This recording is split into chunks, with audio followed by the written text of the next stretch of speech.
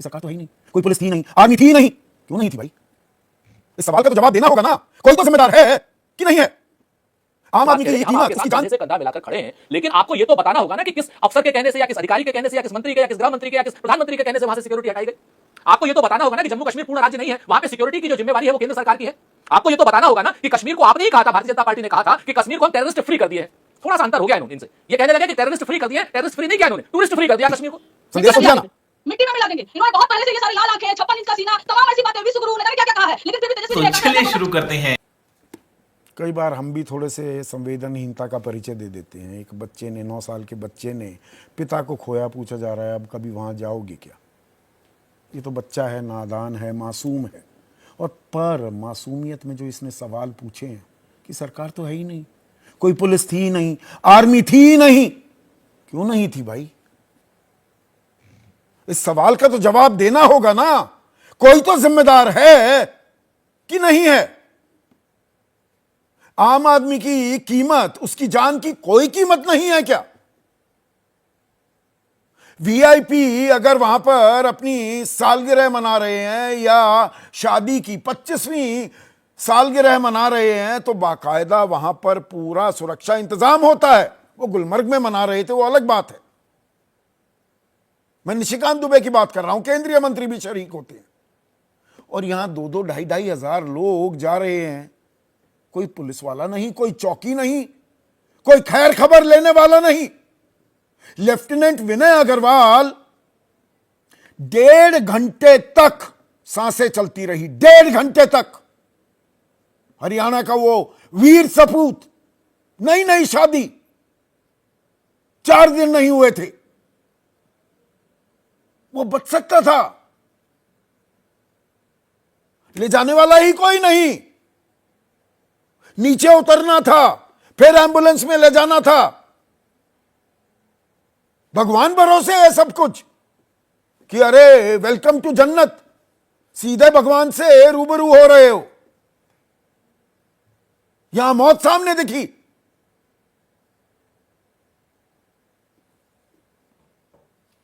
शीतल, जिस बच्चे का बयान मैंने आपको सुनवाया, उनकी मां, वो ये सवाल पूछ रही हैं, टैक्स तो हम देते हैं, ये तनख्वाहें मिलती हैं, ये साजो सामान, ये सुरक्षा के इंतजाम बंदोबस्त नेताओं के लिए जो होते हैं हमारे पैसे से, हमारे लिए कुछ नहीं, इनके लिए सब कुछ।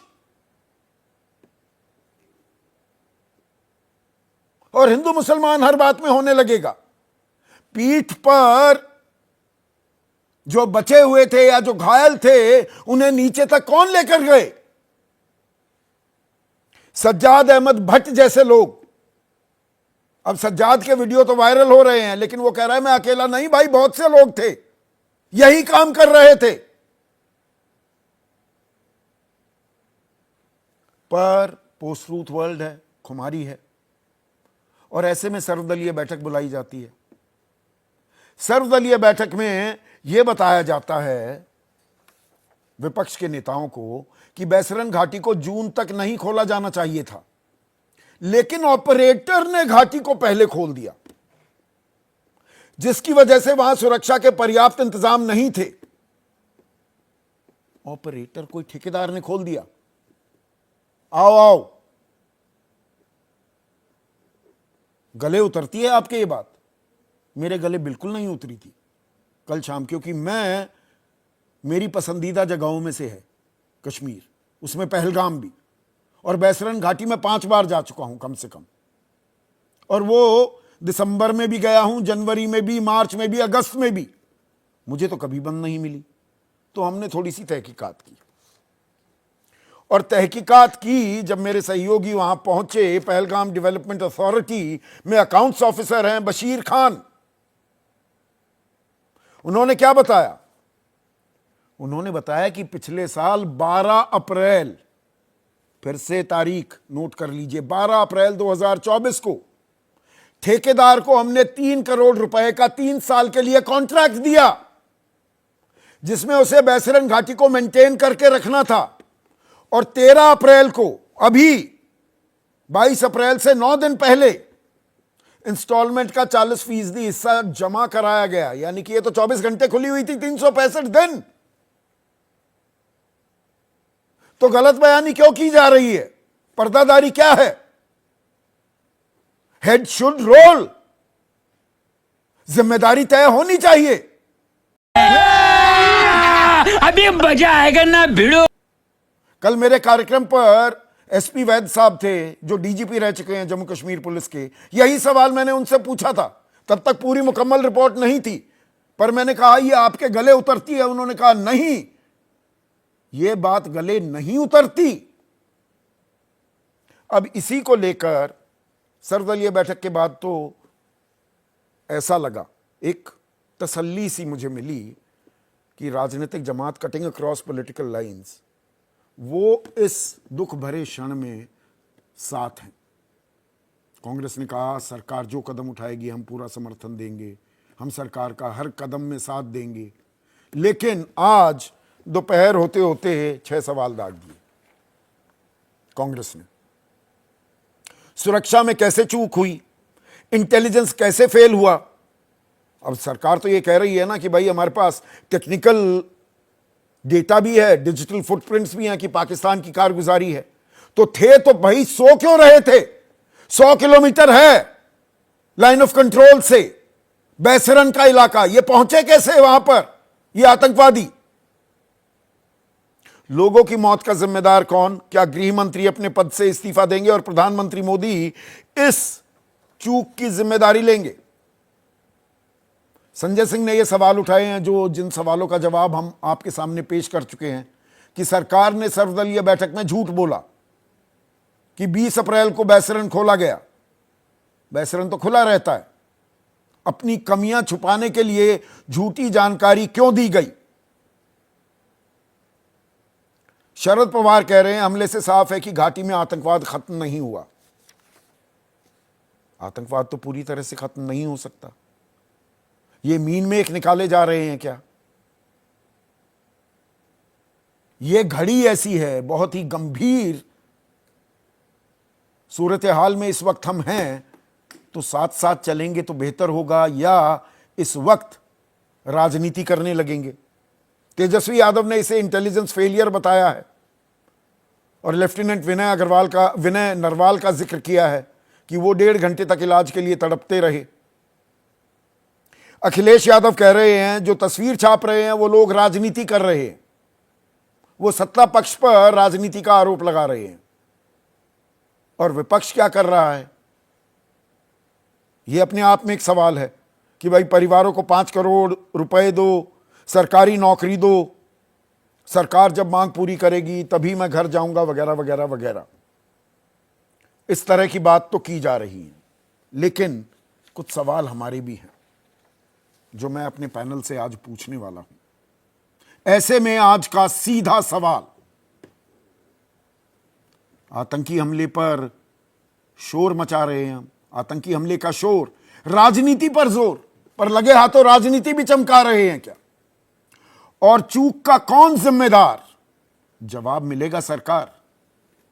क्या ये अहम सवाल है, या पाकिस्तान बैशिंग में ही सारा ध्यान लगा दें तो भाई दिक्कत तो हुई है ना? कैसे हुआ ये, इसकी जिम्मेदारी भी तो तय करनी होगी ना।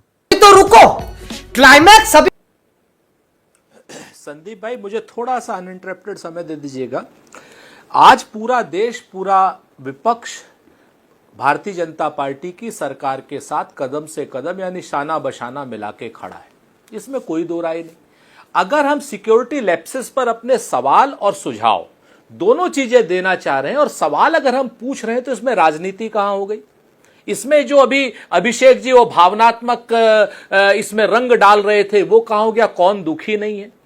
प्रधानमंत्री की हत्या से कौन दुखी नहीं था? उनके घर में जो सिक्योरिटी लैप्सेस हुई उस पर सवाल किसने नहीं उठाए थे और हमने कब रोका था? हम आपसे 3-4 चीजें बात कह रहे हैं कि हम आपके साथ कंधे से कंधा मिलाकर खड़े हैं, लेकिन आपको यह तो बताना होगा ना कि किस अफसर के कहने से, या किस अधिकारी के कहने से, या किस मंत्री के, या किस गृह मंत्री के, या किस प्रधानमंत्री के कहने से वहां से सिक्योरिटी हटाई गई। आपको यह तो बताना होगा ना कि जम्मू कश्मीर पूर्ण राज्य नहीं है, वहां पे सिक्योरिटी की जो जिम्मेवारी है वो केंद्र सरकार की है। आपको यह तो बताना होगा ना कि कश्मीर को आपने ही कहा था, भारतीय जनता पार्टी ने कहा था कि कश्मीर को हम टेररिस्ट फ्री कर दिए हैं। थोड़ा सा अंतर हो गया इन्होंने इनसे। ये कहने लगे कि टेररिस्ट फ्री कर दिए, टेररिस्ट फ्री नहीं किया इन्होंने, टूरिस्ट फ्री कर दिया कश्मीर को। कश्मीरियों, आतंकवादियों ने तो कश्मीरी क्या नाम हमारे नागरिकों पर, निहत्थे नागरिकों, निर्दोष नागरिकों पर गोली चलाई, लेकिन वो गोली तो कश्मीरियों के पेट पर लगी है।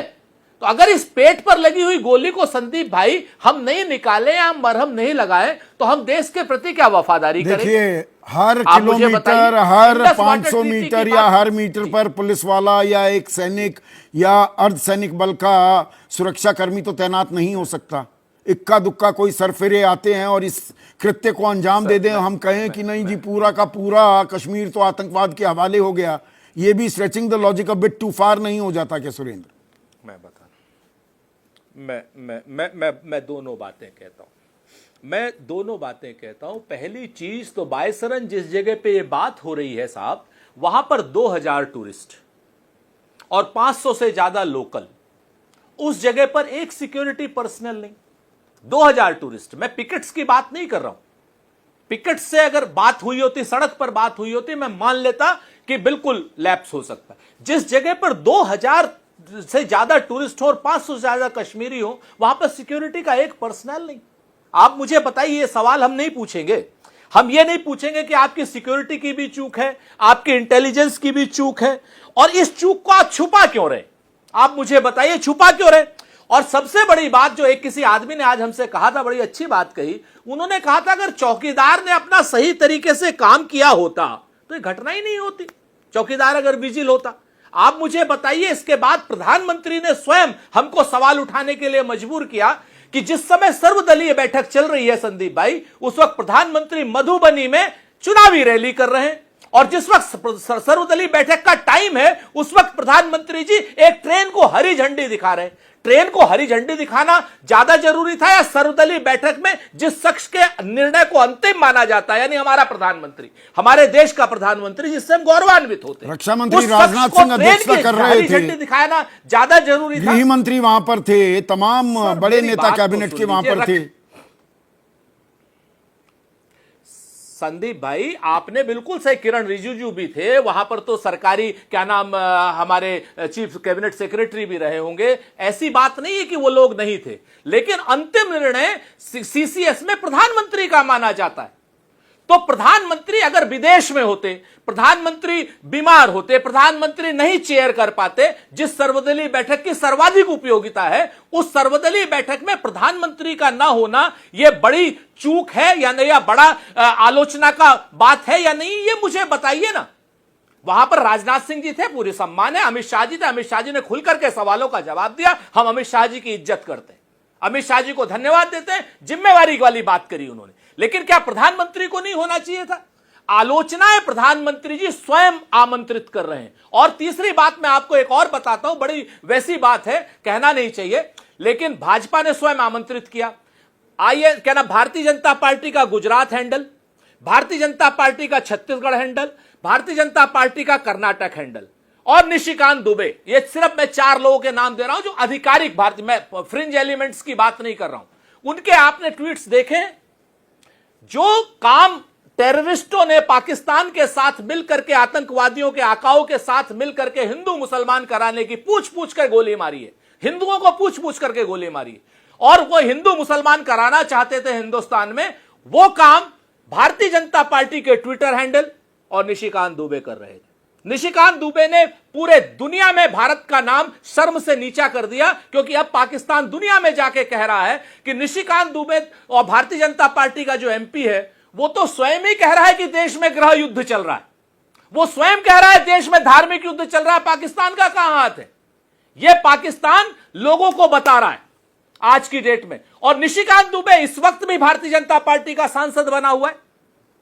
तो ये सारी की सारी बातें अगर हम कह रहे हैं तो हमारी इस आलोचना को आप सकारात्मक रूप से लेकर के उन ट्विटर हैंडल्स के खिलाफ कार्रवाई कीजिए। ठीक है, महेश वर्मा रिस्पॉन्ड करेंगे, कार्रवाई कीजिए ताकि दुनिया को पता चल जहां सरकार का साथ देना है साथ दे रहे हैं और जहां पर सवाल उठाने हैं वो सवाल उठाए जा रहे हैं। कांग्रेस ये दावा कर रही है, महेश वर्मा ना, चूक की बात अगर मानी जा रही है तो चूक पर ही पूरी की पूरे विमर्श को ही केंद्रित करना कितना वाजिब है। दरअसल अभी तो सबको साथ रहकर जो कल्प्रिट्स हैं, जिसने ये कारगुजारी को अंजाम दिया, सुरेंद्र भाई हाथ नीचे कर लीजिए ना, अभी कंचना की बारी है, उसको सबक सिखाना है ना। तो संदीप जी, हम कब पीछे हट रहे हैं? हमारे महागठबंधन की बैठक हुई बिहार में, हमने प्रेस कॉन्फ्रेंस किया, अगले दिन हमने कैंडल मार्च निकाला और हमने साफ साफ कहा कि सरकार पाकिस्तान के खिलाफ, आतंकवादियों के खिलाफ जो भी कदम उठाती है हम साथ खड़े हैं। लेकिन क्या हम ये सवाल नहीं पूछेंगे संदीप जी कि जब वहां पर घटनाएं हो रही हैं और प्रधानमंत्री जी को कश्मीर में जाकर एक संदेश देना चाहिए था पाकिस्तान को, उस समय वो कहां पर थे? बिहार में चुनावी रैली कर रहे थे। क्या इस पर सवाल नहीं उठेंगे? उठेंगे वहां संदीप जी से इस पर संदेश तो सवाल। दिया, पूरी दुनिया जहां को संदेश दिया और पाकिस्तान को बताया, किसी भी कोने में होंगे इस हत्याकांड को अंजाम देने वाले, उनको छोड़ेंगे नहीं, संदेश तो दिया ना। मिट्टी में मिला देंगे। इन्होंने बहुत पहले से ये सारे लाल आंखें, 56 इंच का सीना, तमाम ऐसी बातें, विश्व गुरु, न जाने क्या क्या कहा है, लेकिन फिर भी तेजस्वी जी ने एक आंकड़ा दिया, 2014 के बाद से 3982 घटनाएं हुई है, जिसमें सिविलियन भी मारे गए हैं, जिसमें आर्मी फोर्सेस भी मारे गए। लेकिन कहाँ थे प्रधानमंत्री? कैसे इतने लोग मारे जा रहे हैं? इसका जवाब तो दोगे ना आप। और पीयूष गोयल जी, क्या वो मंत्री नहीं है? क्या वो सरकार में नहीं? वो क्या कहते हैं कि जब तक 140 करोड़ देशवासियों के मन में देशभक्ति नहीं आएगी, तब तक आतंकी हमले होते रहेंगे। ये किसके, कौन जिम्मेदार है इसके? 140 करोड़ देशवासियों के देशभक्ति पर ठिकरा फोड़ देना, ये सरकार के लोगों का काम है क्या? ये कौन कह रहा है? वहां पर घटनाएं, अगर कोई हिंदू नाम लेकर मार रहा है, हिंदू समझकर मार रहा है, आइडेंटिफाई करके मार रहा है, तो कहां से डराइव हो रहा है? वो डराइव हो रहा है कि जब जयपुर में आपके बाल मुकुंद जैसे जो विधायक बैठे हुए हैं, वो जब जाकर जामा मस्जिद के सामने जय श्री राम का नारे लगाते हैं, या ठेला या मटन का शॉप या कुछ भी बंद करवाते हैं, यहाँ से डराइव होता है कि नफरत जो आप लोग फैलाते हो ये कमजोर कड़ी बन गई है। और इसी कमजोर कड़ी का मिसयूज पाकिस्तान और आतंकवादी आज हमारे देश में कर रहे हैं। आप इसका जवाब नहीं देंगे तो कौन देगा? मणिपुर में घटनाएं हुई, प्रधानमंत्री जी गए? हम चाहते थे प्रधानमंत्री जी जाए। महाकुंभ में घटनाएं हुई, प्रधानमंत्री जी गए? बस डुबकी लगा कर आ गए। हम चाहते थे वहां जाए, हम चाहते थे कश्मीर जाए, लेकिन क्या जा रहे हैं? नहीं, वो नहीं जाएंगे। वो चुनावी रैली बिहार में आप करेंगे। थोड़ा अगर हम सरकार इत्मीनान के या साथ इंतजार क्यों नहीं कर सकते? सरकार क्या प्रतिक्रिया देती है, क्या कदम उठाती है? मुझे याद पड़ता है 2019 में पुलवामा पर जब हमला हुआ, हमारे 40 सीआरपीएफ के जवान शहीद हुए थे। तारीख अगर मुझे सही याद है तो वो 14 फरवरी थी 2019, और 26 फरवरी को हमने बालाकोट एयर स्ट्राइक कर दी थी। 10-12 दिन लगते हैं, इंतजार कर सकते हैं हम। बिल्कुल बिल्कुल बिल्कुल।